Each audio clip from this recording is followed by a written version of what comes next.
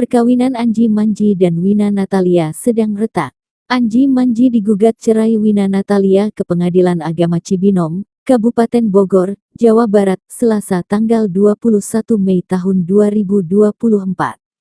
Berdasarkan aplikasi yang kami punya, ditelusuri ternyata nama yang sudah terdaftar per hari ini didaftarkan oleh istrinya, kata Dadang Karim di kantornya. Pengajuan cerai dari Wina lewat kuasa hukumnya. Pengajuan itu dilakukan secara online. Dalam berkas gugatan cerainya, Wina Natalia hanya ingin mengakhiri pernikahannya dengan Anji Manji. Belum diketahui alasan Wina Natalia ingin menceraikan Anji Manji.